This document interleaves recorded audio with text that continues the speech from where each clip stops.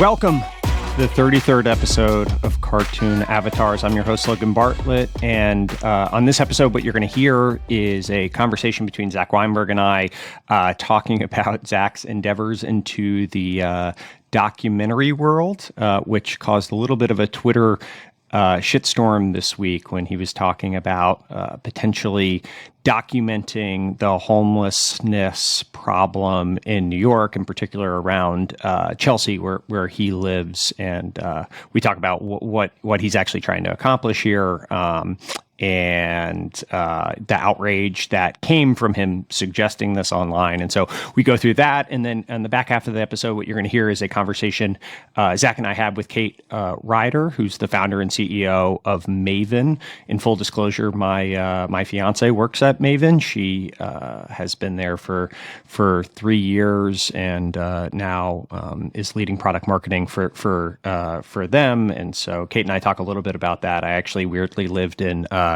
Kate's house at the very beginning of the pandemic, which is an interesting story. So we kind of go through all of that, but it's a healthcare focused maternity benefits company, or women's health company. And so we go through kind of the state of healthcare and benefits and insurance and a lot of the stuff that Zach knows very well. And so talking to her about all that and leading in a world post Roe v. Wade for women's health and all of those things. So a really interesting conversation there. I think one of the things that I wanted to hit, and I've never done anything like this before, but after we recorded the news on Thursday broke that Adobe was acquiring Figma, which is a design company that I know somewhat well, and so figured, given it's in the software world, given it's kind of what I focus on, although I've never spent time with Figma specifically, I figured it might be interesting. It's a $20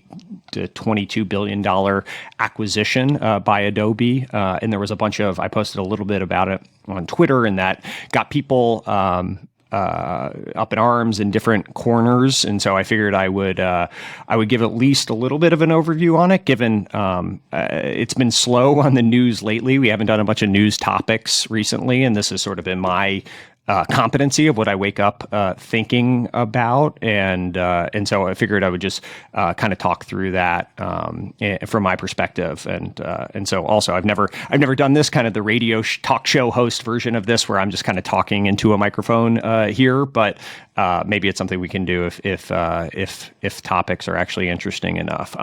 So for people that don't know, as I mentioned, it was a $20 billion price for Figma.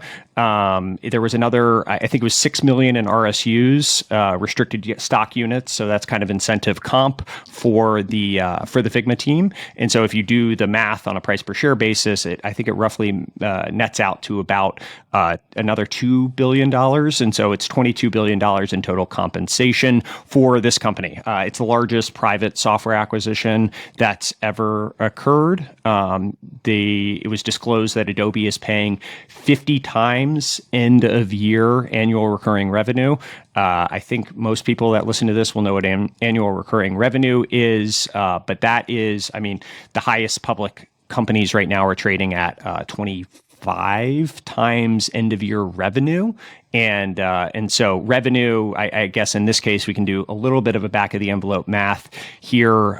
If they're trading at 50 times ARR for end of year, I don't know, maybe that means it's 70 times end of year revenue, which is just a crazy multiple. I mean, we saw a lot of those a couple months back, but an insanely high multiple there. The deal was half cash and half stock. They disclosed a little bit of information about Figma's business. So it's roughly going to end the year at 400 million in annual recurring revenue. That would be up from 200 million. Roughly, they're growing over 100%. The business is cash flow positive, and they have over 150% net dollar retention, which is really, really impressive. I think that would put it in the top, I don't know, 5 public companies or something like that. This would be a public business today, most likely, if the markets were open. And so I think this has been regarded for a while as the top one, if not top two or three private software companies over the last couple of years, and so really impressive outcome for the business as well.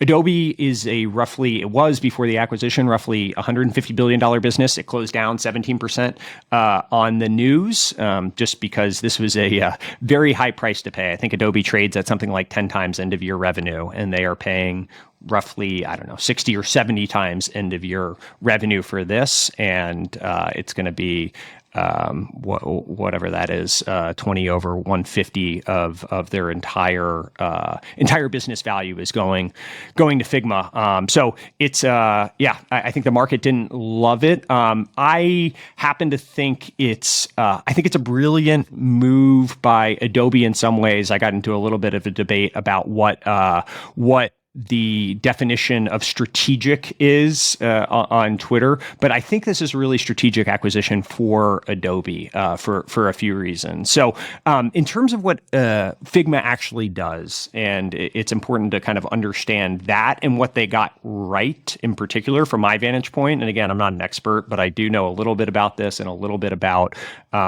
the market. And so what Figma does, for people that don't know, it's a design software company. And so the two things that they do well is they combine two components together. So they combined wireframing, which is kind of low resolution mock-ups, so to speak, and then prototyping, which is much more higher resolution.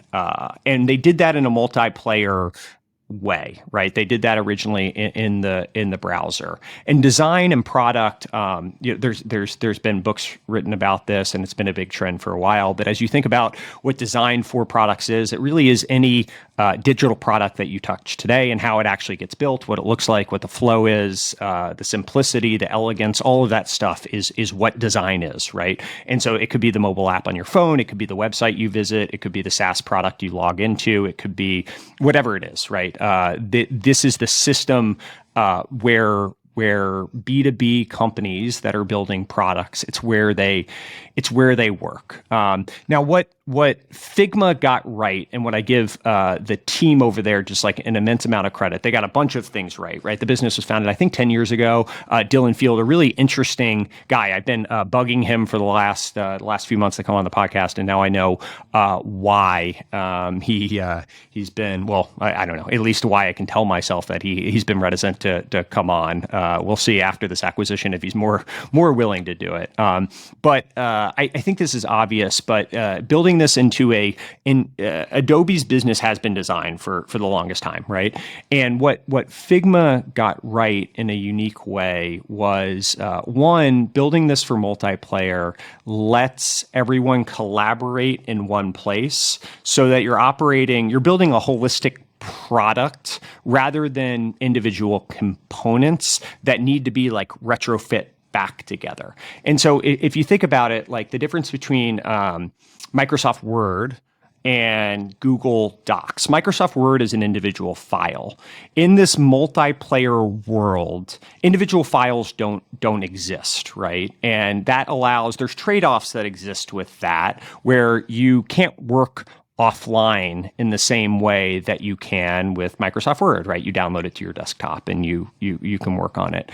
But what this allows you to do, and what Figma nailed particularly well, is both combining these two elements of the low-resolution wireframing and the high-resolution prototyping into a single product, and then doing that in the browser, right, where you have to actually go to basically a website for the application to work, and building it from a first principle standpoint to be truly multiplayer. And they did that in a really, really elegant way. And so there were competitors that did different components of this stuff for a while, once upon a time. And I know a lot of people still use these two businesses, but Sketch was more desktop oriented and wireframing, and Envision was another company more desktop oriented for prototyping. Both those companies have now built cloud products, and they've ultimately, I think Sketch now has gone from wireframing, kind of the low resolution stuff, into prototyping, which is the more high resolution stuff. And Envision, I know, has done the opposite of that. What Figma did really well was doing this all from the start, right? And kind of building this browser-based product for multiplayer. And that's just a uniquely difficult thing to do. These applications are particularly complicated, and it's really hard to both retrofit a desktop product into the cloud, right? And I've never done it, but so I've been told it's hard to do that. And so taking what a product that you work on your individual desktop and building it from a first principle or from a way that's very functional into the browser is just a difficult thing to do, right? And then also building a multiplayer is a really hard thing to do when you're retrofitting an application, right? And so I'm sure I know Adobe has tried at different points in time. This is a major element of their business, right? And so they haven't been totally lost, that they need to figure out how to go from the single player, me working on my desktop, doing design, right? And then passing off the individual file and all of that, to the world of multiplayer collaboration, right? And it's something that they've tried. But at the end of the day, no one that is the cool kids that exist in the world or that exist in Silicon Valley or at companies, like anyone that's sophisticated and forward thinking in their approach, they just weren't starting on Adobe's products, right? Which represents a existential risk to the company in terms of their ability to exist for the next 5 to 10 years, right? And so if everyone's growing up, the 19-year-olds that are in school and are learning design, the 22-year-olds that are going to work at Stripe or Coinbase or whatever it is, aren't actually learning Adobe anymore, that represents an existential risk to their business. And it was because of this fundamental design decisions that Figma made that allowed them to succeed at the expense of Adobe and some of the other players in the space, right? And so that we can debate what the ultimate value of Figma should be, but to some extent, this is Adobe waving the white flag, saying, "Hey, the future of collaboration, the future of multi-person design within B2B is Figma." Right. And that's where we're going to build around. Now, from an organizational standpoint, Dylan's going to operate as the CEO of Figma. And my understanding is autonomy was an important thing. We'll see. I know a bunch of designers on Twitter felt like this was going to be the death of Figma. I know that is typically the way that acquisitions work, is that suddenly the talent starts to bleed out a little bit there. But I don't know. I don't want to presuppose what's actually going to happen from Figma and Adobe's standpoint here. Now, I guess it's interesting. The other thing that Figma has in their product set that is new and early and growing is this whiteboarding tool, which they call FigJam, right? And it's kind of this collaborative whiteboarding thing that allows you to operate in space and to work remotely in the same way that I might have a whiteboard up here. And if someone were in the room with me mocking things up, you can kind of work in an unstructured way. There's a bunch of competitors in that space. Miro and Mural are the independent players that I think Miro's last round was, I don't know, $15 billion or something like that. And Mural's been a really successful company as well. Vision's built out a product here. Microsoft's building out a product here. So that's a competitive space. But you can imagine, like, as you sort of think through the design life cycle, you sort of start with this very unstructured whiteboard, right? And then you start to mock it up from a prototyping, mock it up from a wireframing standpoint, and then you go into prototyping that actual product. And Figma kind of accomplishes all of those things together in an integrated kind of first principles way. So I guess the question is, why would Figma do this, right? I saw different people online sort of saying Figma should have been or could have been a $50 billion public company, right? Which I don't necessarily disagree with. So a few things. One, the price was very, very compelling, right? 50 times end of year ARR represents, I think it's the second largest software acquisition price ever, and maybe the largest for a private company or something. I'm probably off a little bit on that, but it's just the gravity of those numbers. A $20 billion business with $2 billion of additional RSUs to be spread among the employee base, that cannot be overstated, just the quantum of those dollars, right? And Figma came out and said after all this that they had a $16.5 billion TAM as they calculate it, right? Adobe is paying more for this company than the stated TAM by the company that they're actually buying, right? And so it's just a big number, right? And I think that represents how strategic Adobe thinks this is, but also just the number of people that are going to do very, very financially well on this. And I know I've been involved in some of these acquisition discussions. It's always bittersweet. It's bittersweet for the founder and CEO. It's bittersweet for the board members. This company caught lightning in a bottle, right? And so I know that there are probably some investors that wanted to that were saying, holy shit, this is such a big price, and our returns are going to be so good here. And then there are other investors saying, this is a once in a lifetime investment for me. I want to see how far this can go, right? And so I'm sure within the boardroom, it was divided in different camps of whether or not they should roll forward or not. Ultimately, investors in general they have multiple shots on goal, right? And their entire success isn't going to be necessarily tied to this individual investment in the same way that the founder and the team here is, right? And so what I've seen happen in most of these boardroom settings is ultimately everyone kind of defers to the founder, right? And so I can't suppose what was going through Dylan's mind at this. Obviously, he's become a billionaire a few times over here, and he's a fascinating guy. As I've never met him personally, but as I've sort of known him in the industry, I know he has a lot of interests, and I think he's going to be an influential figure in the tech ecosystem for a long, long time. He started this company at 20. Now I think he's only 30.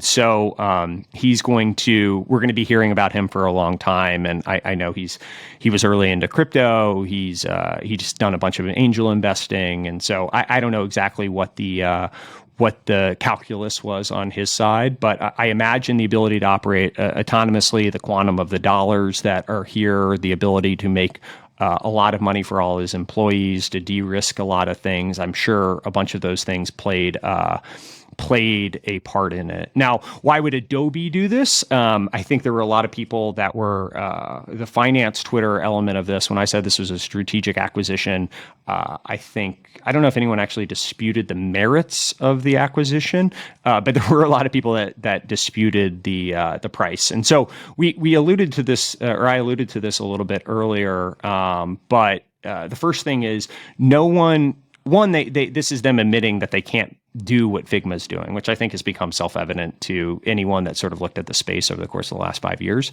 that Adobe wasn't going to be able to modernize their applications for a host of reasons that I kind of touched on earlier. But there's a bunch more, and there's good threads on and online if you hunt around on why it's really hard to take a single player product to multiplayer and all of that stuff. The other one that I think is just interesting is Adobe runs the risk of being obsolete, not just because of in this market, right? And Adobe has other products as well, but design is kind of the core of what Adobe does. And so if you look at there's two players that have been really chipping away at Adobe, and one is Canva, which is a business out of Australia. Melanie Perkins, I think their last round was done at something like $40 billion. It's more of a prosumer product, right? Focusing on an individual. If you're not a designer, you could log in and use that, and that's chipping away at Adobe's business. And then there's Figma, which is more of the B2B version of it, right? And Figma's last round was $20 billion. And so if I'm Adobe, if I'm sitting there and I'm saying, hey, I'm getting hit on two flanks, one at the individual kind of prosumer level, one at the B2B more enterprise level, I would be thinking about what the acquisition could be to do if I wasn't able to build this stuff internally. And I think it was pretty clear they couldn't. If people didn't like Adobe paying $20 billion for a company, 2x the last round that Figma got done at, I imagine they wouldn't love Adobe paying whatever it would have cost to acquire Canva's business. And so I don't know this, but my guess is that just the magnitude of dollars it would have taken probably led them in more of Figma's direction, but I don't know. I don't know exactly what the inputs into that were. But the thing is, and as everyone sort of debated, like, oh, is this overpaying? Is this underpaying? I've seen people call this Adobe's Instagram. I've seen people say that there's no way they're ever going to make this valuation accretive. The reason that I think it's strategic is that Adobe, if they don't do stuff like this, they really run the risk of just slowly moving into a mature, very low growth, cash flowing company. And those are valued very, very different than the high growth kind of exciting things with big prospects in the future. And so taking a bet like this on a leader, one, taking out a competitor, but two, taking a bet like this on a leader that's built a product in the way that Dylan has in their core market that can help modernize, but also future-proof Adobe within one of their core competencies. It seemed like something of a no-brainer to me from their vantage point. Now, I imagine they started throwing up more and more as the price kept going up and the market kept going down. I would have to think they started at some number that wasn't 20 billion, and the market kept sliding down, and Figma kept asking for more. That would be my guess. And so there was probably some breaking point where they were going to be willing to walk away and just keep at it here. But I think it's really impressive to me from the Adobe team, and a testament to them that they were actually able to get this done, able to take this level of risk, willing to pay out that amount of money, and take the stock price hit that they did.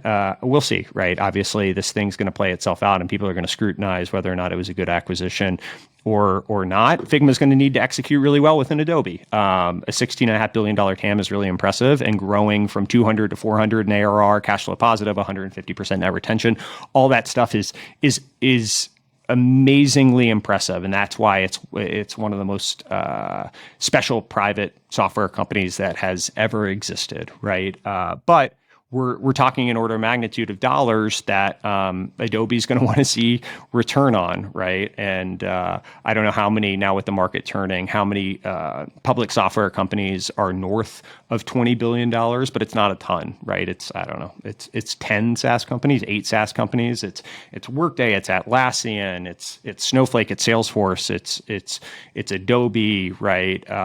It's Datadog, it's probably CrowdStrike, right? Maybe Zoom still, I don't know. But like, we're talking on one hand ish, maybe two hands, the number of businesses that look like this. And so Figma is just going to need to execute and probably expand outside of design. And I think they're going to do that with their whiteboarding product with FigJam. But they're also going to need to go do other stuff, and hopefully Adobe gives them the latitude and the resources to go do that. And hopefully Dylan's able to operate autonomously to execute on it. Really impressive, just story start to finish for all the investors involved. I know The Index guys did the Seed, Greylock the A, Kleiner the B, Sequoia the C, Andreessen the D. Kind of a who's who of who probably doesn't need wins, but good on all of them for making the bets that they did. And yeah, this is a historic outcome in software. Really impressive for Dylan, and hopefully will lead him to actually coming on the podcast, and we can talk through some of this stuff. So thanks everyone for listening. Now, what you're going to hear next is Zach and I riffing about his documentary, and then we'll dive into an interview with Kate Ryder from Maven. He is back. Zach Weinberg, thank you for coming back on. How are we doing? I'm good. I was on a 45-day vacation. It was great. So you live this summer in the suburbs, right? So in the suburbs, you leave the city, and then you come back in the fall for you have 2 kids, right? I have 2 kids. 2 kids, yeah. For them to go back to school, I guess the older one and the younger one, just to get back to life in the city? Yeah, they're actually both going to school now. The younger one's in school as well. And normally in the summer, we split time. This summer, we didn't make it back as much. I was there, every so often. But yeah, we're back. We're definitely back full time now, and school starts in September. So we are back. To be clear, I was not on a 45-day vacation. Yeah, exactly. For all the LPs that listen for the crypto takes. I was just mostly on Twitter the whole time, just, making bad jokes. You were on a vacation from coming on this. I was blocked off. So now we have a few that we need to record. I was on LP vacation schedule, which is I don't get anything done, but I did meet some very great LPs for us. So we're excited about it. Yeah, that's good. Yeah. Well, it was a Herculean effort carrying this without you. Thankfully, Dick Costello stepped in, which was helpful, and Rashad and all that. So you got back into the city, and you found, I guess I want to touch on a little bit of the Twitter messiness that you found yourself in over the course of the last, I guess we're recording this on Tuesday late evening. So you found yourself in a little bit of Twitter messiness. So what happened when you got back into your Chelsea apartment? Yeah, now I have to be careful about what I say, I guess. So the actual story is I was taking my kids to school, and we had to hang out at school because it was one of the wean-in days. And so our younger one was coming back early. So I was walking back home with him and my wife. Younger one is 4?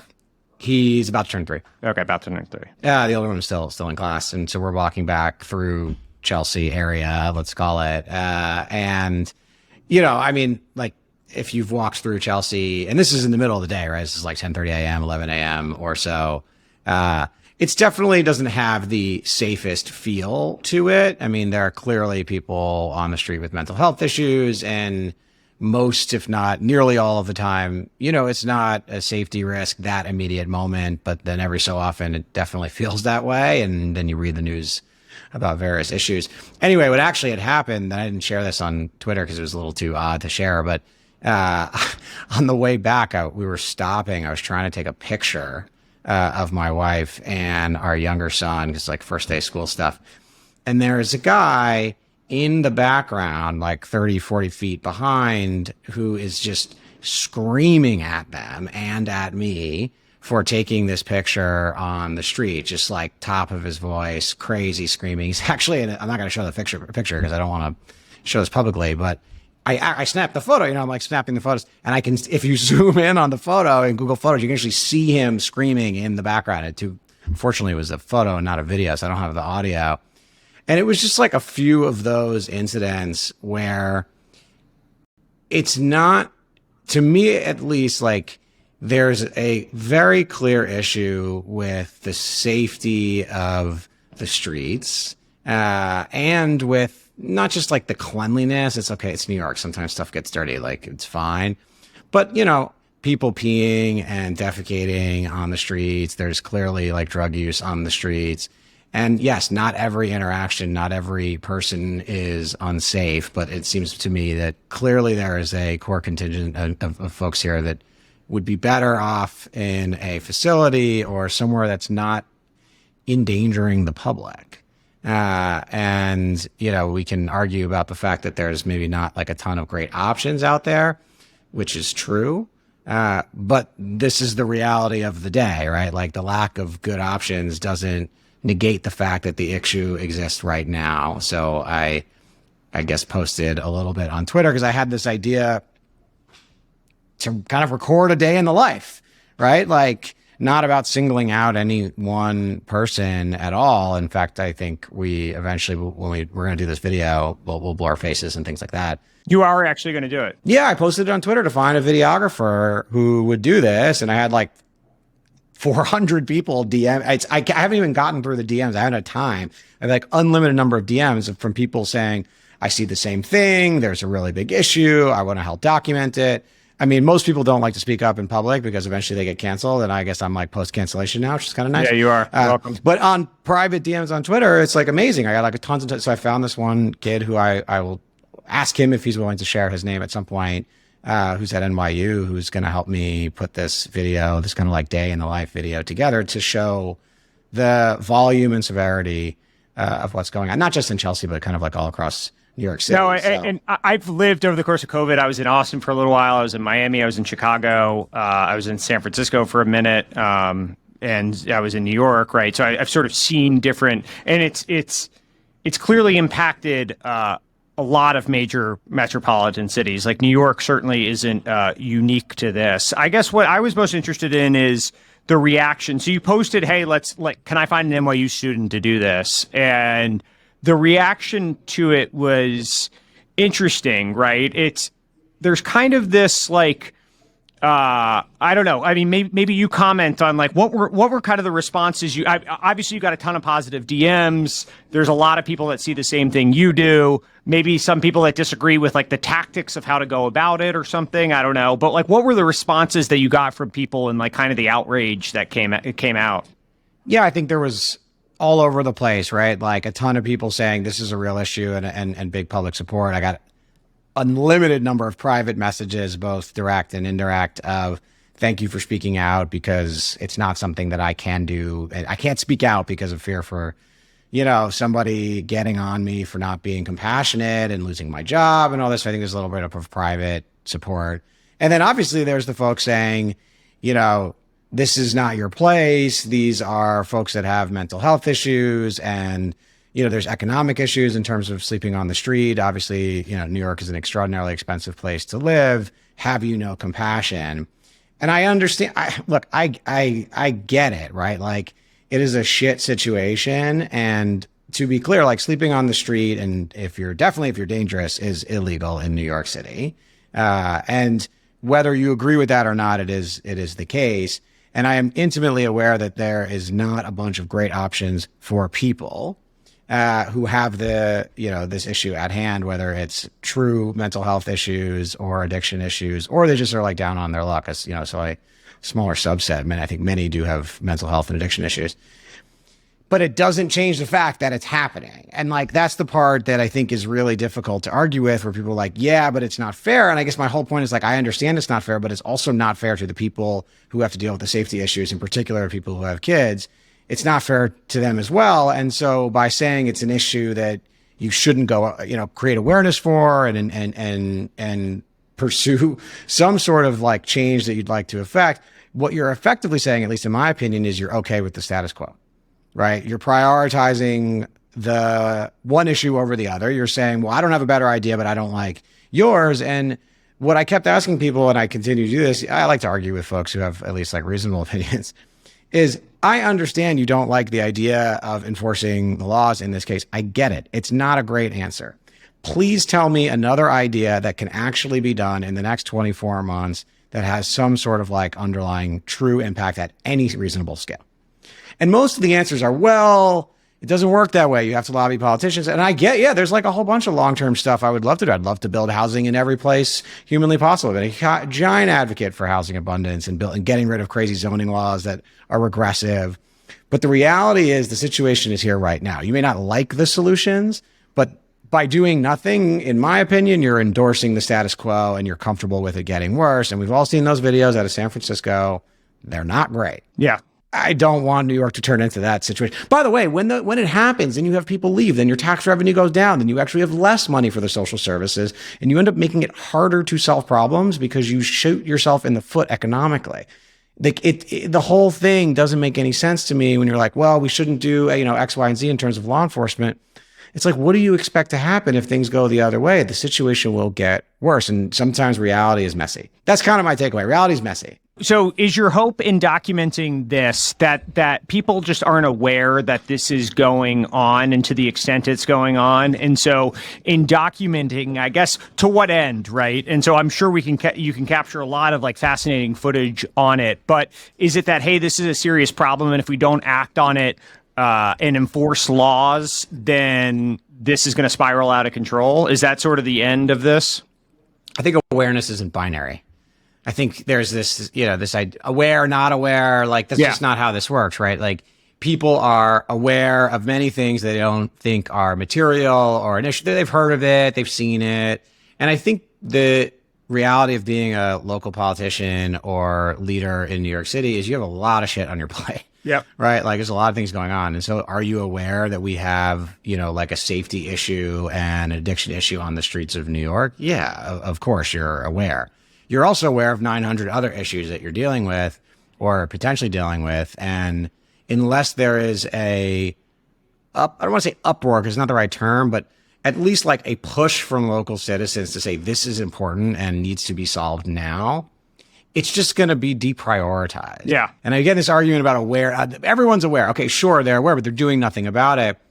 And I think the reality of politics is like, people respond to pressure. They respond to phone calls. They respond to in-person visits. And I think they respond to visuals as well. So my goal is to say, this is not like a one-time isolated issue. It's not a random event. It's happening consistently across the city. I think some of the pushback was on this idea of like recording people. Yeah. That was some of that I saw. Yeah. Like, first of all, to be clear, in public, you do not have an expectation of privacy. With that said, this is not the idea, and I did probably a poor job of articulating this, is not to be like, hey, look at this person. It's to document, here are the type of things going on from a volume standpoint. And so we'll make sure to do our absolute best to not highlight any one person and to blur faces where relevant and necessary. It's not about look at this person. It's about look at this situation and the consistency of that situation. The number one thing I learned in all this, I like to hear the pushback because it's always interesting. I think it makes you better at arguing your case because you know what people are going to come back with. The number one thing, at least to me, that I was shocked by was how many people were like, I don't like your solution, which was to enforce the law and to take people off the streets, to be honest, like especially those with mental health and addiction issues who eventually become safety risk. And people don't like that.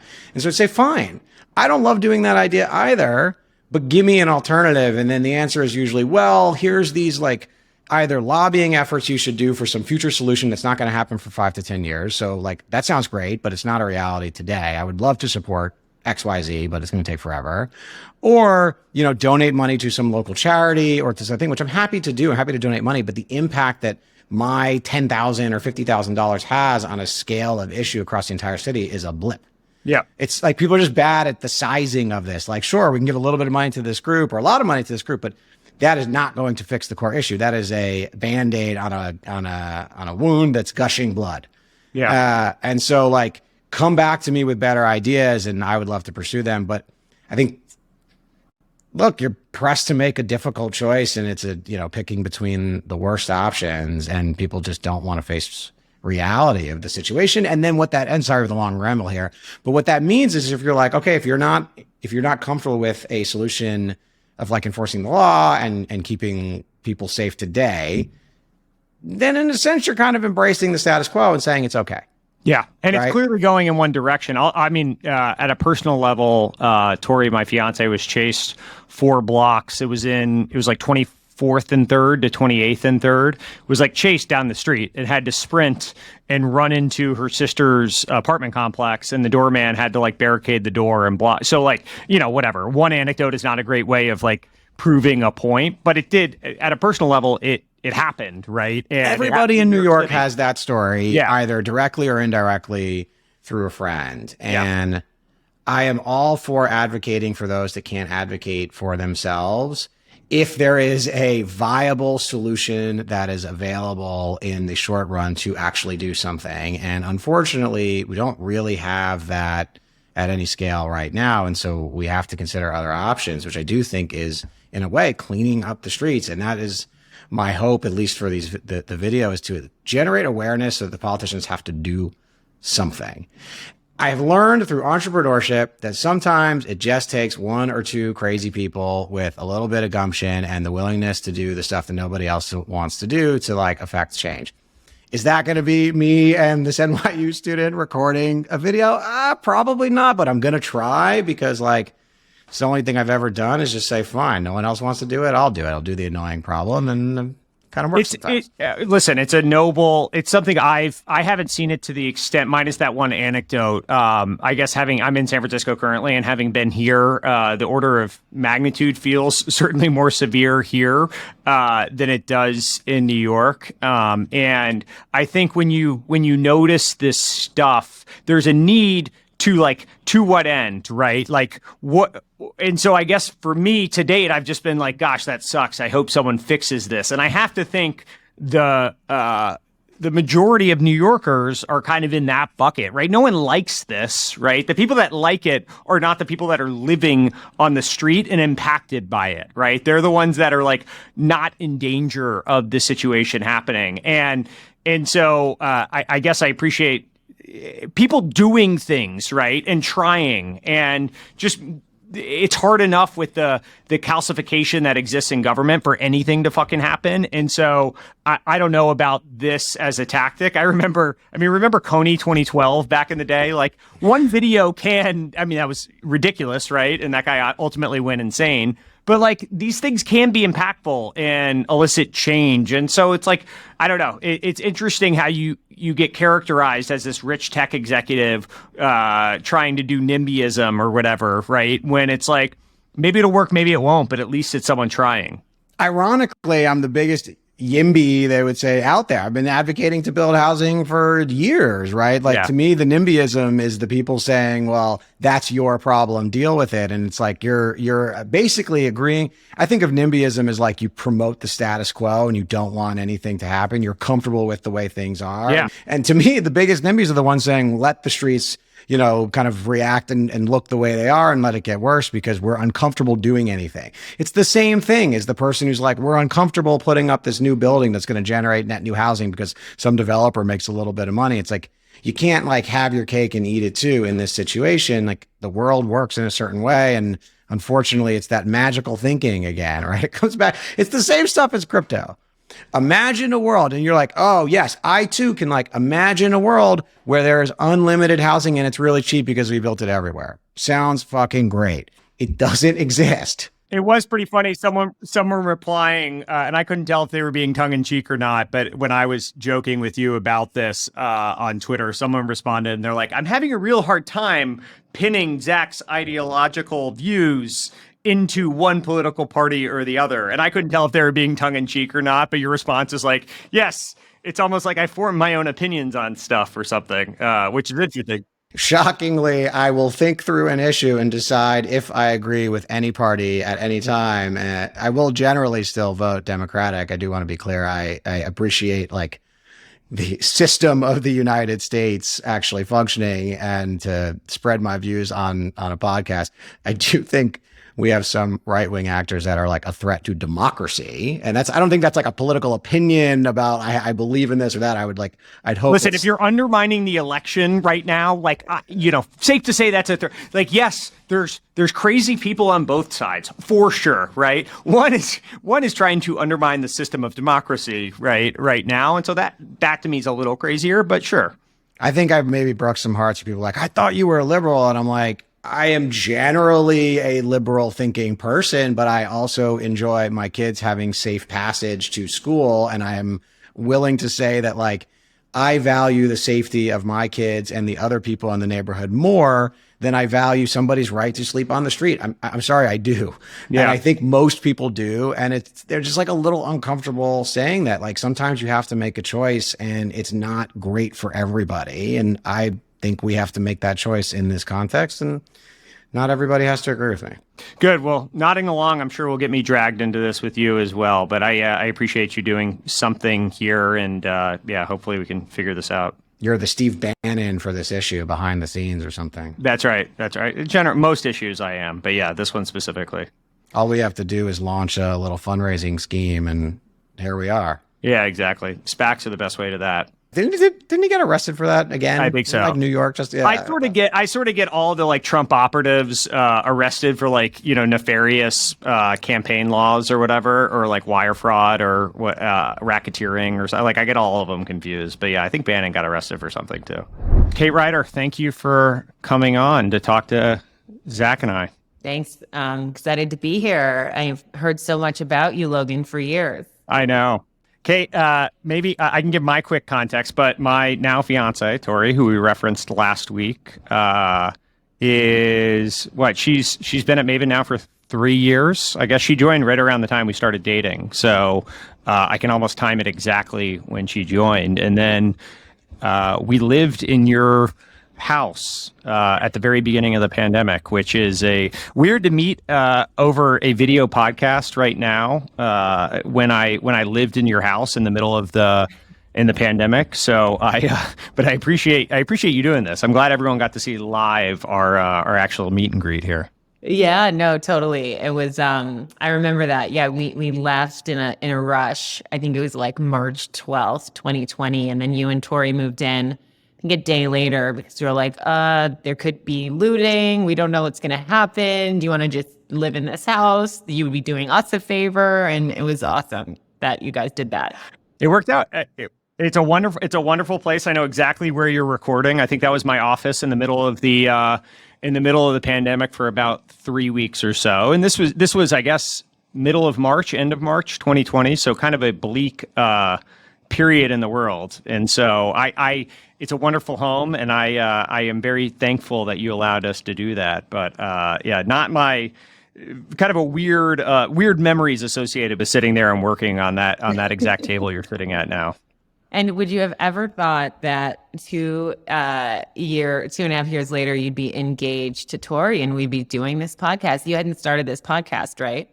I know. As a young boy, I aspired to have a podcast, and I think every white man named Logan's dream is like to have a podcast one day, and so thankfully, it came to fruition for me. And then actually, funny enough, Zach and I, we had only met over video, and we actually met last week in person, and he told me I gave off much shorter energy over video, and I'm far taller than he expected in person. So, that was an interesting kind of like backhanded insult. I wasn't exactly sure how to take that. I just assumed you were like a tiny little man with big internet opinions, and it turns out you're actually extraordinarily tall, and you still have big internet opinions, actually. So my assumptions were all wrong. Yeah, exactly. No, it's an interesting.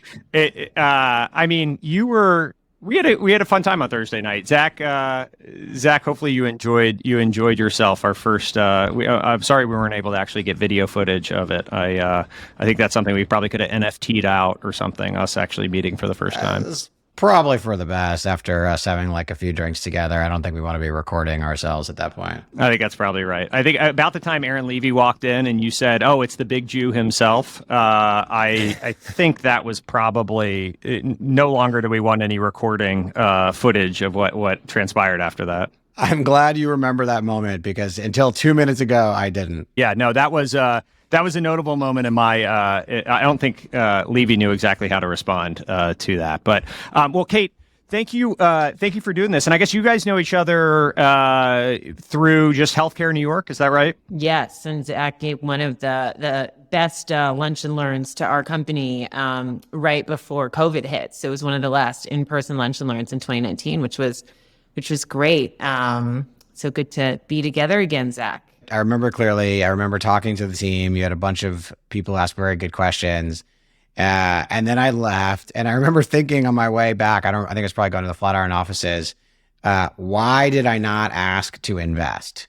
I can't remember exactly what was going through my head. I might have been distracted, but that was definitely a regret of mine, not walking out of the room without some allocation in your last or next round. So my bad on that. Well, you can't get them all, Zach. You've had a good run, so it's nice. Whatever angels actually snuck their way into that, it's nice for you to save some for the rest of us. But maybe Kate, just about lead off and give people kind of an overview. Can you give us the quick version of your foray into being the founder CEO of Maven, and then a little bit about what Maven actually does?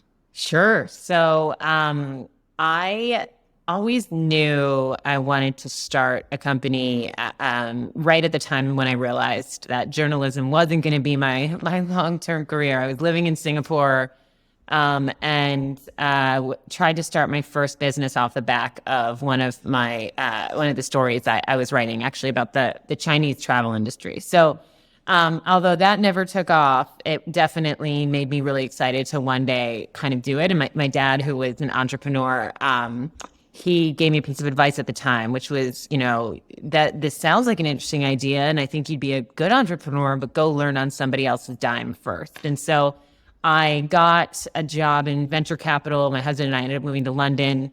I got a job in venture capital, worked in London for 2 years, and then launched Maven off the back of that. So it was a kind of winding path, and there was lots of learning along the way, and particularly in the 2 years of venture capital, but really obviously excited where we ended up. And one of the best pieces of advice I got at Index was start something that you're passionate about, and that you're, if you're still doing this job in 10 to 15 to 20 years, that you still care about the problem. And so women's and family health, I still care about that problem, and unfortunately it's getting worse, not better.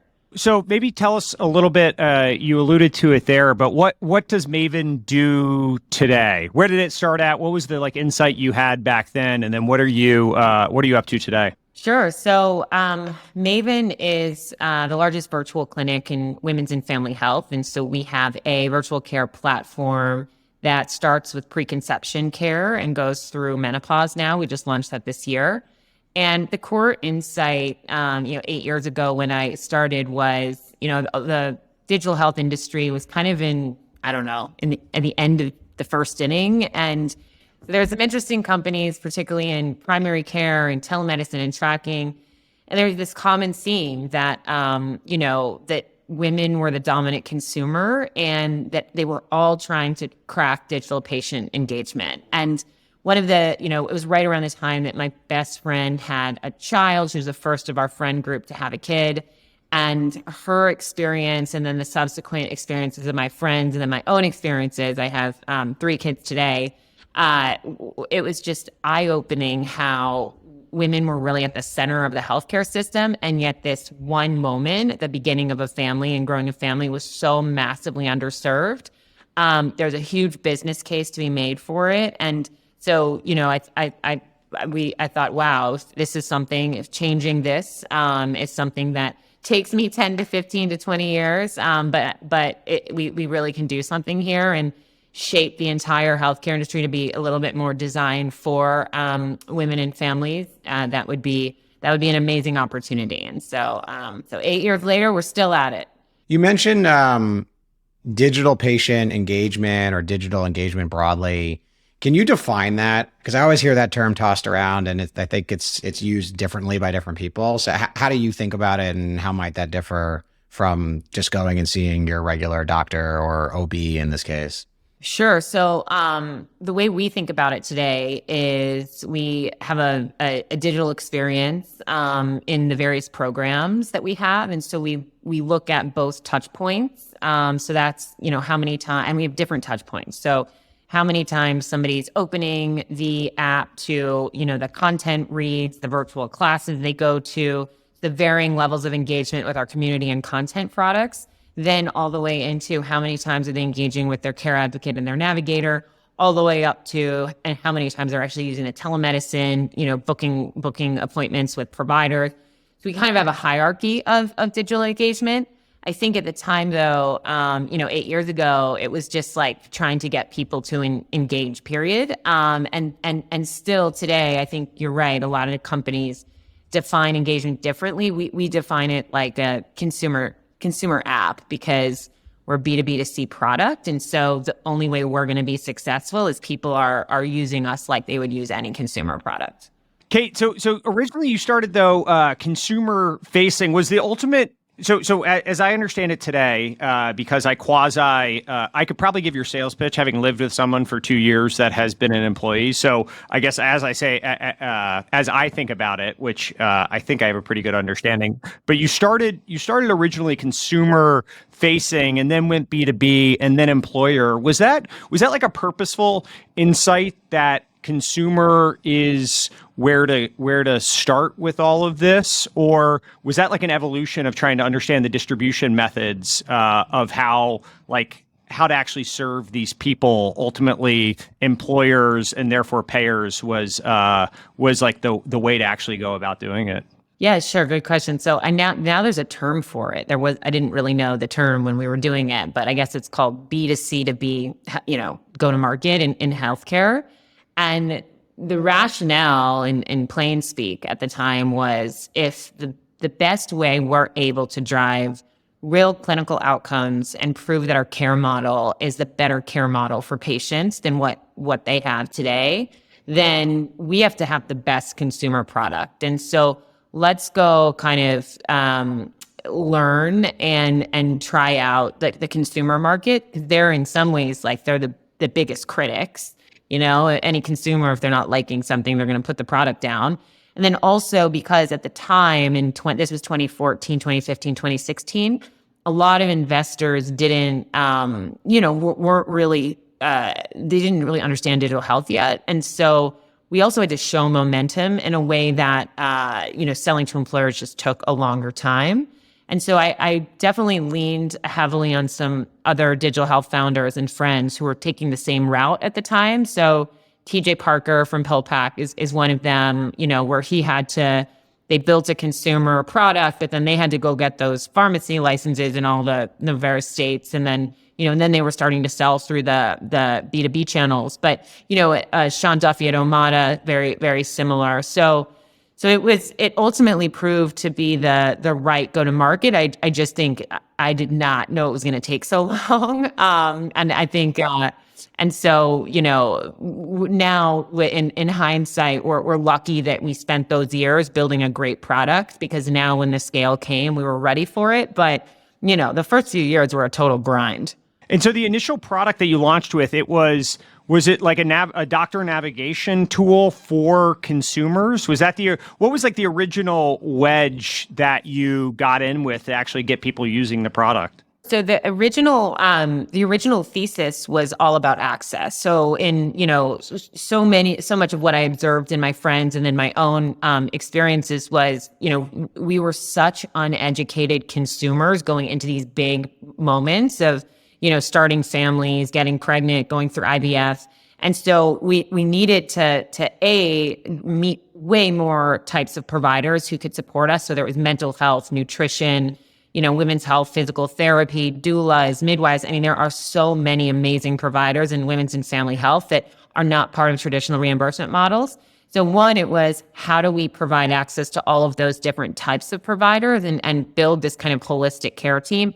And then two is how do we do it in a way that's more modern than, waiting 3 weeks to go to the doctor. And so that was the on-demand telemedicine component. And so, that was the core insight. It wasn't necessarily async at that point. And we knew we had to go B2B. We were actually pitching our first B2B product, which was a maternity product, even before we launched the consumer product.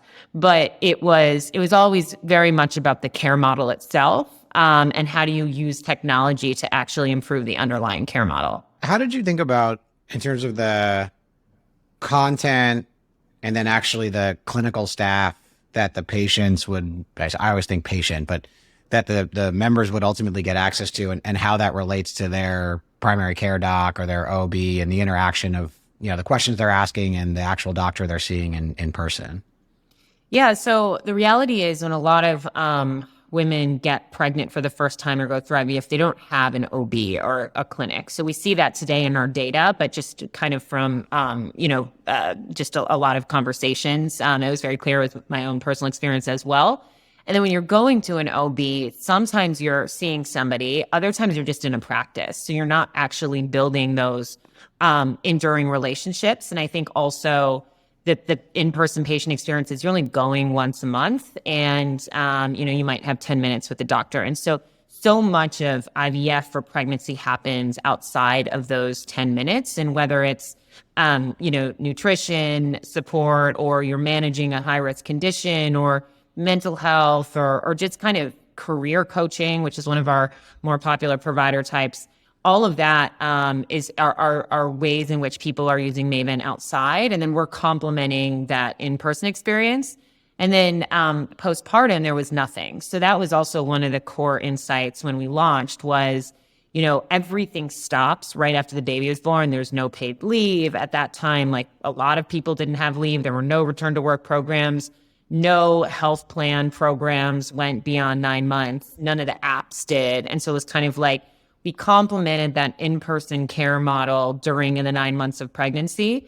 And then when postpartum hit, we actually were the primary provider, because there was nothing else. So the whole idea was to make sure that you were almost by design, in a sense, like complementary to the very specific but narrow, I guess, medical care you would see from an OB, where you have to be physically present and focus on all the kind of like supportive care and access challenges for, in a sense, everything else. Is that like a fair way of thinking about it?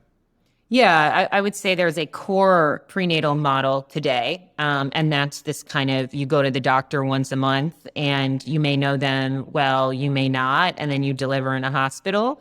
And ours was, there's so many gaps around that core model. And then postpartum is like a large gap. Return to work, 43% of new moms don't return to the workplace after having kids. That's a large gap that's not supported. And then even before that, we launched our fertility product in 2017. The whole, IVF, egg freezing, surrogacy, adoption pathways were also not part of the traditional model. So there was not just the complement to the 9 months of pregnancy, but it was all of the things around that to really equalize the care. Can I actually ask what you guys living healthcare, probably, it's probably intuitive to this, but like I have health insurance through, a payer, right? There's someone that provides me health insurance through Redpoint as an employer. Why is this, like, all of these things, and what are all of these things that, and we've touched on it throughout the discussion, but what are all these things that are like above and beyond what I would actually get from my provider of health insurance through Redpoint? Like, why does this, and I know there's other businesses that have done well, Livongo acquired for whatever, tens of billions of dollars, and then there's Hinge Health, and there's a bunch of other benefit companies that have popped up, but like, why are these incremental things that exist at all? And I guess, why is women's health a unique one specifically, Kate? I mean, in an ideal world, none of these benefits would exist, because your core health provider would cover it all. And so, I think we don't live in an ideal world, which is why there's such a large and growing digital health industry. I think for our market specifically, what's really different and why we started with building the largest women's and family health telemedicine network is the wedge into the consumer experience is with primary care, with chronic disease management, with mental health. A lot of that is getting patients to the right provider and helping them understand, that match and giving them that high quality care. And often making it tech enabled, and, that's more convenient and whatnot. But with us and with women's and family health, there's just parts of it that are not in the healthcare system in the first place. And so fertility is a perfect example of that. I would hope that maybe you now have fertility benefits through Redpoint, but a lot of the health plans don't cover it and haven't covered it. It's a huge driver in sales in the market. And then with maternity benefits, what's happening is a lot of companies see maternity as their top cost when it comes to healthcare spend. So if you think about a big Fortune 50 employer, And, like 10 to 12% of their entire healthcare budget, which could be billions of dollars, is spent on maternity care. And then they have this big problem where a lot of women are not coming back to work afterwards. And they look at their maternity spend, and, there could be high rates of NICU spend or high C-section rates. And so that's an area where they want to better clinically manage it. And they also want to, really help women transition back to work and be able to breastfeed when they go back to work. So again, there's like major gaps right there. And then moving into what COVID really exposed was how burnt out parents are, and how managing your kids' health as a parent while managing your career is also just added stress and a continuation of the journey. And so we also have a parenting and pediatrics product. And then menopause, which we just launched this year, that was similar to fertility. There was just like nothing there, period. And employees have started to ask about it. And as a lot of these benefits leaders look for, equitable benefits, and DEI is really important to them, you kind of have to invest in these areas. So very similar to like the Hinges or the others, in that there's a major medical spend category here where they're trying to control costs, but different a little bit where this is a huge DEI benefit in a way that maybe some of the other medical benefits are not. And maybe for like a little history, and then Kate, I'd love to get your take on this. If you think of the way healthcare has been paid for, most healthcare is reimbursed by an insurance company. We don't have to go into who pays for the actual underlying insurance, but it's meant to reimburse for medical care, right? Like it was designed around providing care by doctors, kind of the easiest way to think about this, for a very specific set of work that they would do. And in many cases, it's not like perfectly this way, but based on the amount of time that it would take and the complexity of what that doctor was doing. And you get these situations in healthcare where not everything is about the like specific medical care that the doctor is providing. There's like supportive care benefits, actually in women's health, this is probably one of the biggest areas, where it's not just about, the physical exam or the diagnostic procedure. There's like plenty of stuff around it, but our healthcare system was not really designed to pay for that stuff. And so you see employers having to pony up money for like extra benefits that the typical insurance plan just simply doesn't cover. And then you kind of combine it. And I'm curious what your take on this, but the history of designing who gets paid for what and what's paid for by insurance is kind of negotiated by a panel of doctors with Medicare, and then it kind of like trickles down from there with the commercial insurance companies. And most of those doctors are basically like old white guys.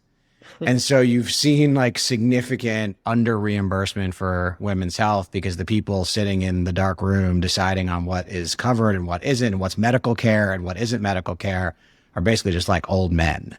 And we're paying for that now downstream. At least that's been my impression. I'm not like super in the weeds on the exact codes. Yeah, I mean, listen, I think there was a very famous picture during the last administration where everyone's talking about maternity benefits, and there was this big, debate like, oh my gosh, why should the average taxpayer have to pay for maternity benefits? And it was a room full of men, and there was not a single woman in that room. And it was basically saying like, only women should pay more for their health insurance and healthcare because they're the ones having the babies. And so I think, that point of view has certainly led to, I think, underfunded major underfunded areas, and just enormous gaps in care. And I think we see it in the statistics. The United States has the worst maternal death rate among all peer nations and in the developed world. And that's actually increased during COVID by 21%, which is pretty horrifying. And when you look at C-section rates compared to, what the World Health Organization would recommend in a country, like the U.S., like we're 20 percentage points above that. When you look at just all of these stats compared against many, many other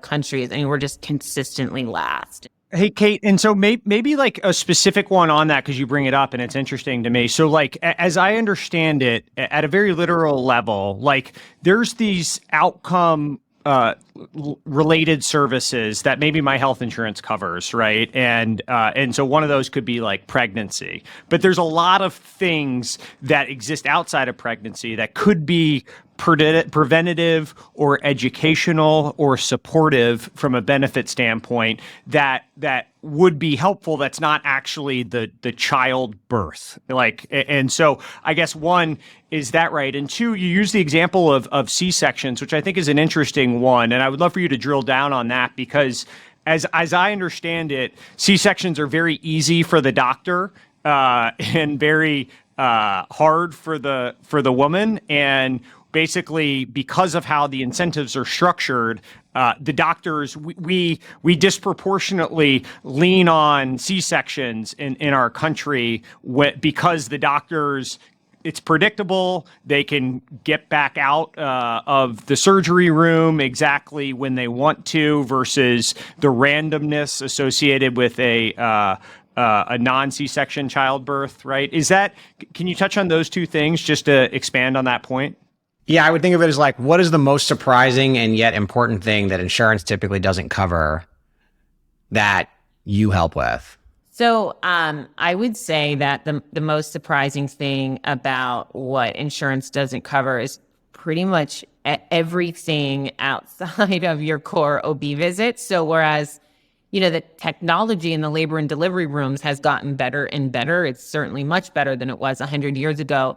There's just really obvious things like the way that that presence of a doula can reduce the C-section rate. And so at a population level, I mean, it would make sense to reimburse doulas. And you're starting to see some of that across the states. But, that whole concept was just, even though the economics and the numbers just proved how important that would be, just not there. I think mental health, we still have a long way to go. 1 out of 5 women suffer from some kind of perinatal mental health issue.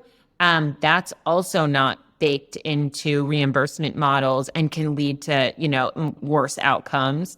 And so, things like this, like for instance, breastfeeding, higher breastfeeding rates is linked to lower rates of heart disease in women. That's a little bit longer term than just the short term, but heart disease is one of the top killers of women. And so you would think that like just little tweaks to the model would from a population level really actually drive better outcomes and reduce costs. And so none of that was being taken into consideration. And then even areas like miscarriage, 1 out of 4 or 1 out of 5 pregnancies end in miscarriage, and there's just nothing there. And so those are some examples of just, fertility aside, like even in the core pregnancy episode, there's just so much that's not covered. Women's health, physical therapy as well, pelvic floor.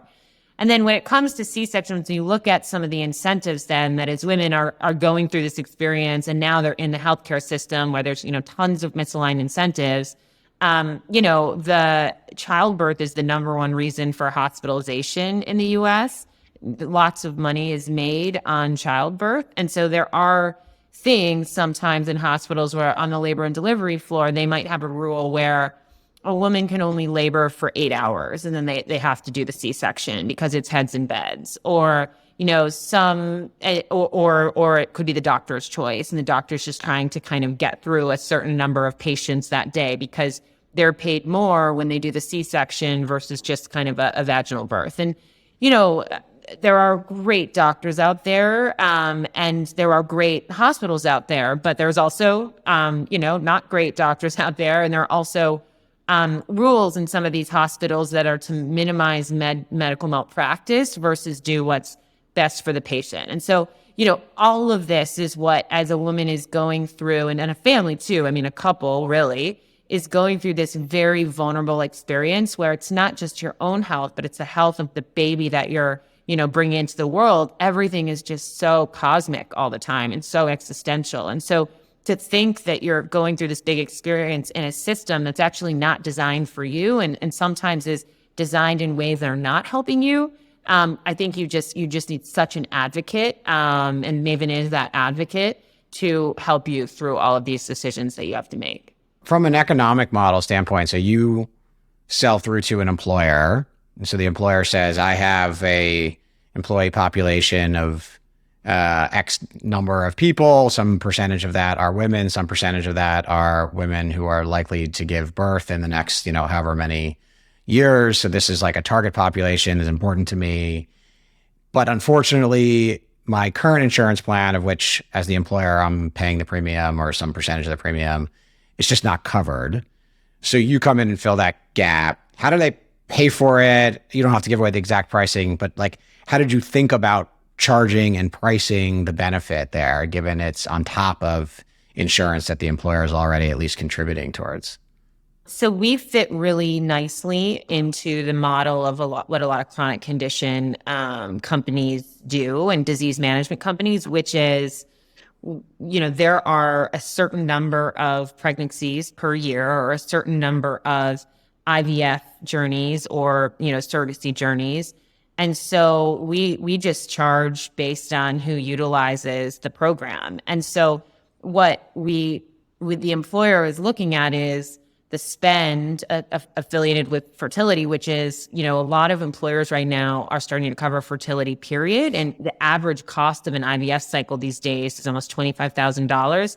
So a lot of employers are freaking out at the cost. 1 out of 8 couples, is infertile, and other, 20% of millennials are in LGBTQ relationships. So they're like, wow, these could be really big numbers here. So that's number one. And then, that leads into pregnancy, and pregnancy that's high risk that can be, lead to complications. You could have, $500,000, $1 million babies that are really driving up your medical spend. And so what employers are looking at is beyond just member experience. How do we take an area that could be, millions, tens of millions, hundreds of millions of dollars, depending on their scale, and how do we put in a program that's going to help our patients and give them the best member experience, but also help us control our costs, and in the case of fertility, maximize the dollars that we're spending. Because in the fertility market, you don't want your people going through 3, 4, 5 IVF cycles. Ideally, it's only 1 because it works on the first try. And so they're thinking about that, and then they're thinking about just overall maternity costs, because more IVF leads to higher risk pregnancies. Do you give them them being the employer, any sort of calculator, savings model? Like, how much of this is I actually go into the weeds and model the data because at the end of the day, it's a financial decision, and how much of this is, I want to be a good employer for women, and this is a benefit I'm willing to pay kind of above and beyond, even if it isn't necessarily savings at the end of the day. It's actually, net dollars out. Oh, no, it's all modeling. So I think, if you're a really small company, you're doing this for talent attraction and retention. So you're probably not going to model out as much. But no, when you get into most, 5,000 employees or more, you're modeling out the savings. And we have our ROI calculators and all of that. I figured that was the answer. That's the thing that's always the most interesting to me, is we talk a lot about the gaps in care and more from like a medical and outcome standpoint, like what we would want people to have. But actually, at the end of the day, you end up having to prove there's real financial savings, even if that gap is material and kind of like ethically an issue. It still comes down to a financial decision by, I assume, the benefits group and the CFO, who's typically making the call. Yeah, it's usually benefits. And, I think that what has been really cool to see is some of these benefits leaders, if you think about it, like a lot of them are women, and they're looking at this not just for cost savings. So it's not like, oh my gosh, I'm going to, remember that's some of the highlights of my career, putting in that awesome musculoskeletal benefit, like really important, obviously, but like not like, wow, I'm going to remember this forever. This is like, I am improving society. I am doing something that I wish I had access to. I look at these under-supported moms around the office, or these, the LGBTQ community that's just been left out of all of these care models, and I'm going to fix that. And so that's super cool. And I think what makes Maven almost, it's a double bottom line. It's truly, not only is it attacking spend and driving better clinical outcomes, but it truly is changing things in the way that our system and our government is not.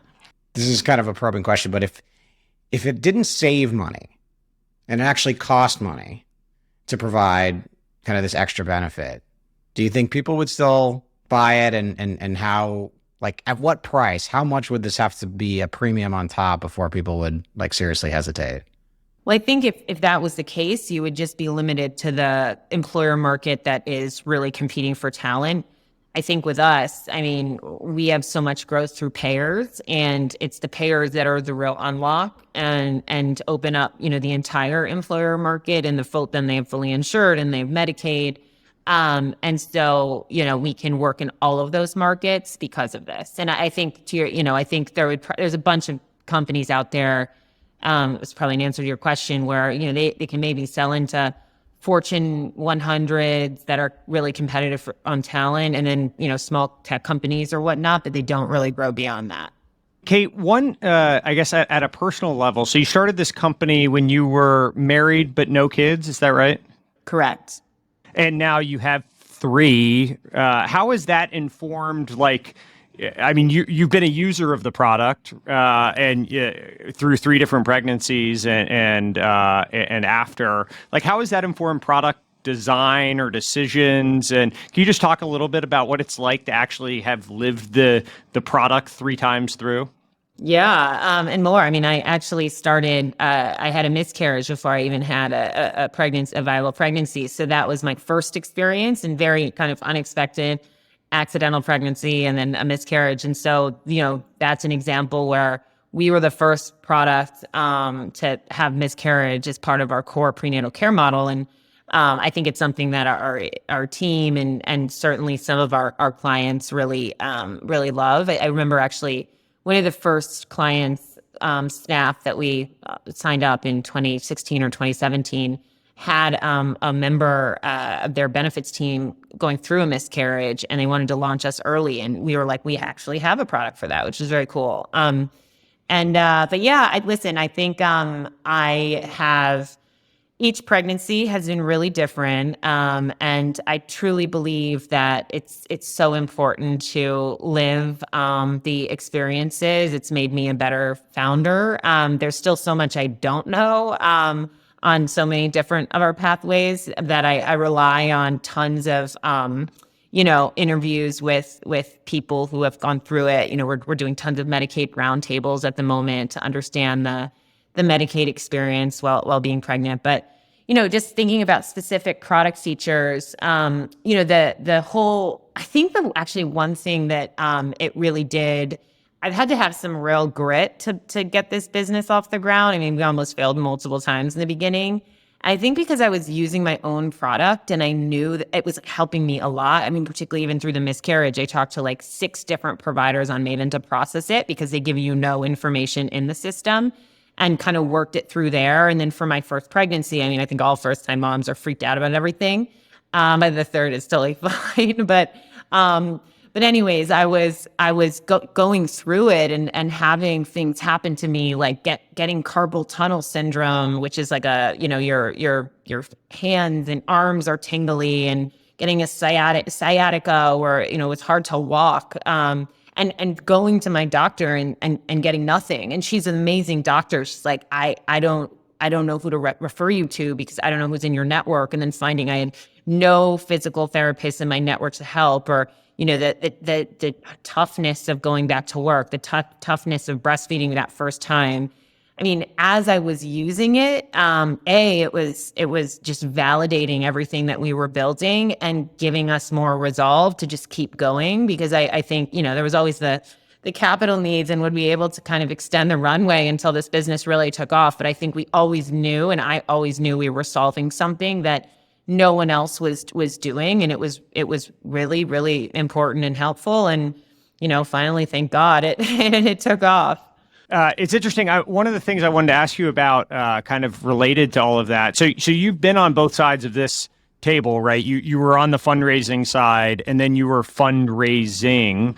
I'm curious. I mean, you saw some of the tricks of how VCs operate, right? How did that? I guess what's it been like to be on both sides of the table, and where did you have more empathy from trying to understand the fundraising process as a founder that had previously been a VC? Was that able to augment, how to run a process or some of the advisors that you brought in or anything like that to make it easier? It sounds like maybe not, given you said there was a few failures along the way and having to get through it, but interested in how that informed things for you.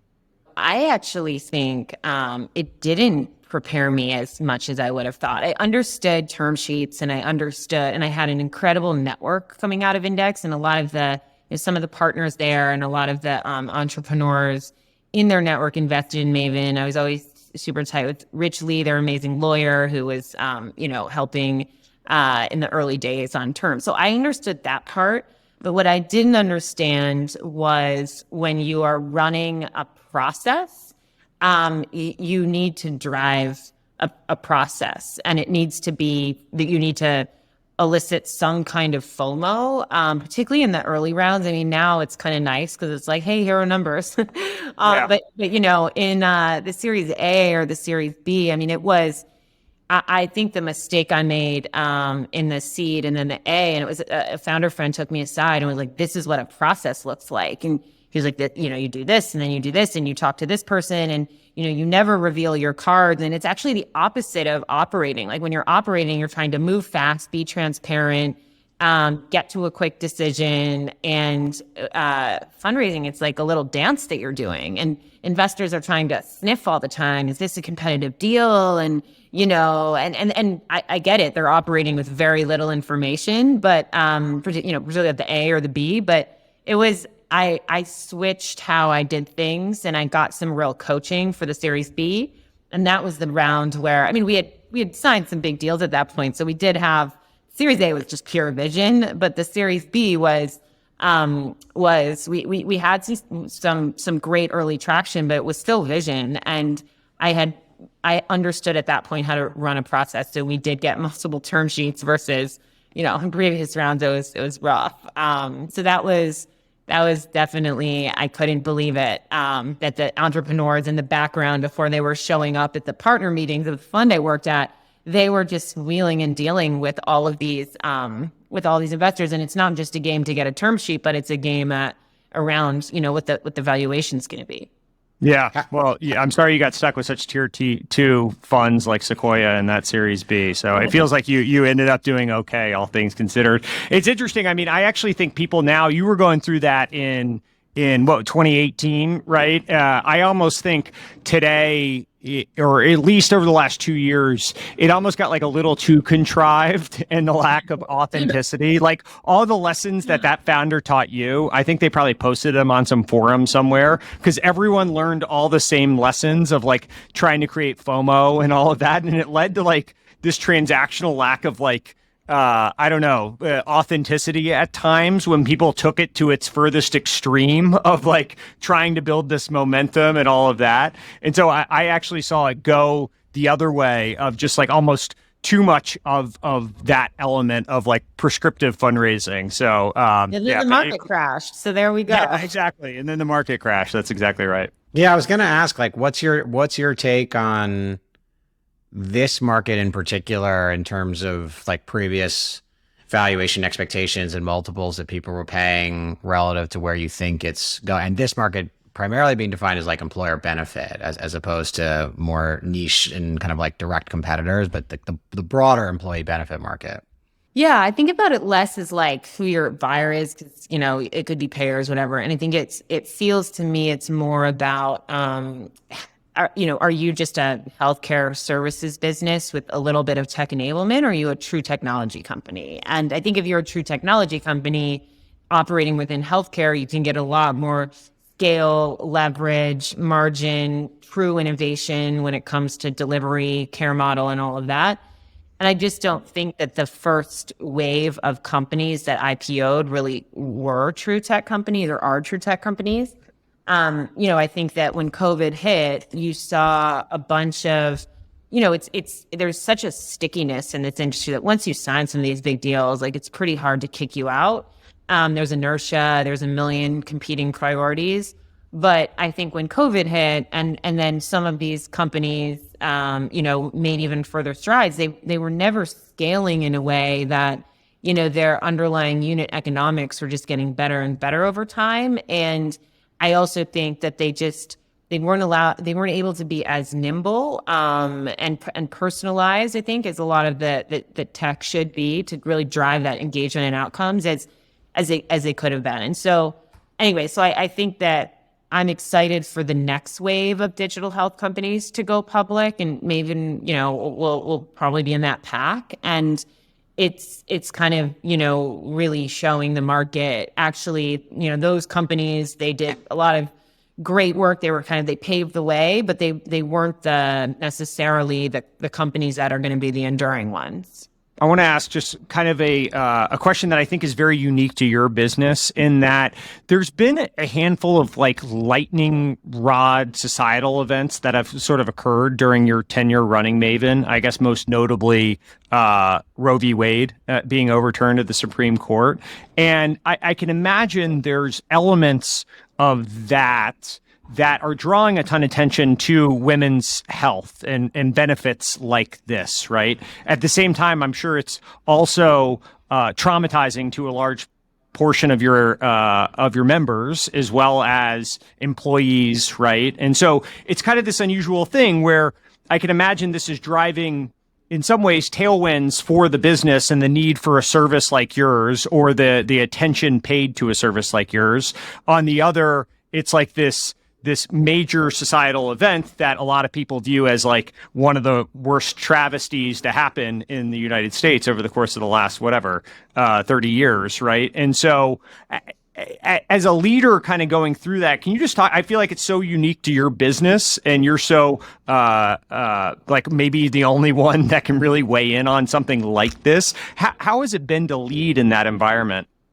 Yeah, I mean, listen, I think it's been harder to lead at other times that are to me, this is very black and white, and that's helped. I mean, to me, abortion is healthcare. It always has been. It's one of the top surgeries that women get in women's health, period. It is, like 1 out of 5 women will have an abortion by the time they're 45. So it's just part of healthcare, and sometimes it's a personal decision why people have one. Sometimes it's a medical decision that's privately made between a doctor and a patient. And so leading through this has been simply, I think, ensuring that we have a clarity of thought and a message, and the message is really simple, and it's that. And I think now, as we look to continue to lead through it, I think it's really important to bring a lot of the data to the light around what this is going to do to maternal health outcomes. Like, for instance, in a lot of these states with all these trigger laws, they already have, 2x more maternal deaths than states without the trigger laws. So you see a lot of these adverse outcomes, and it's only going to increase. But I think the thing that also is really interesting, and the economics has been divorced almost from these policies, because, we just saw, for instance, in a southern state, they woke up and they're like, oh my God, we're going to have 3,000 more high-risk pregnancies next year. We already can barely pay for the pregnancies we have.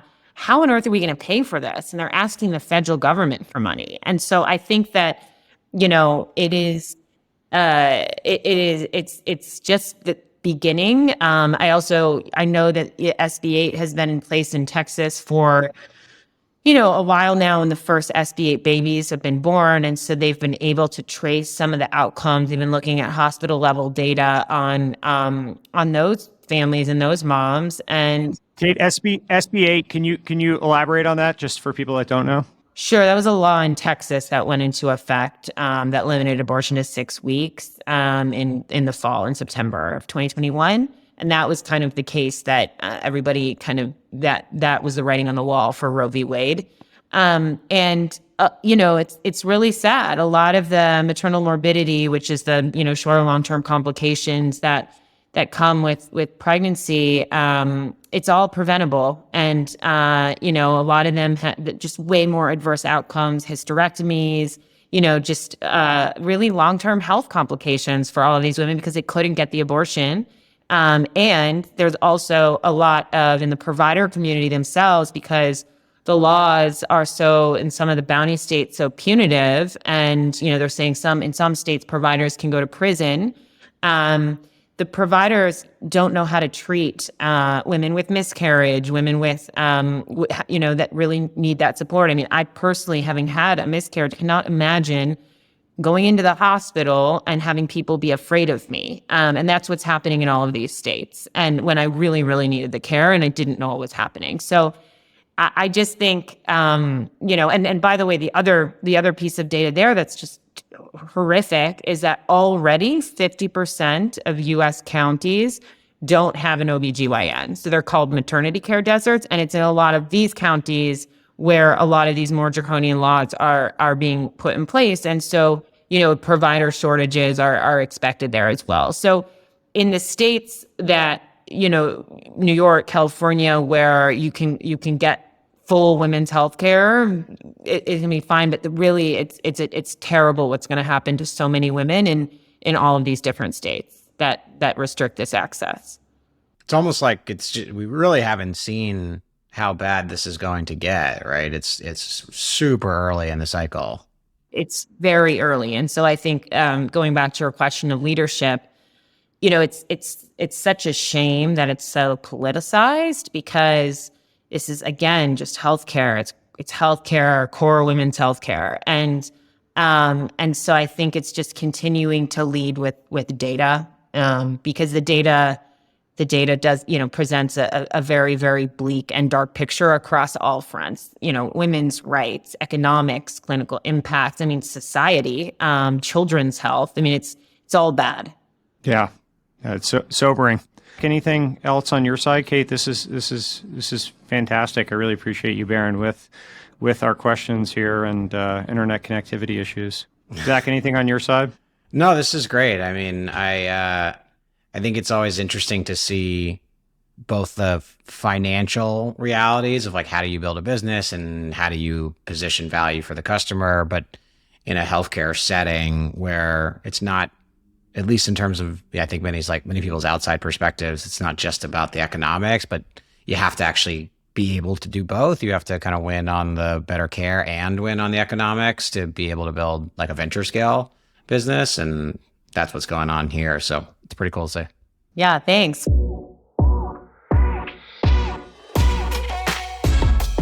All right, so that'll do it for the 33rd episode of Cartoon Avatars. Thank you to Kate Ryder for coming on. Thank you to Zach Weinberg per usual. And look forward to seeing everyone next week on the 34th episode of Cartoon Avatars. Have a good weekend, everyone.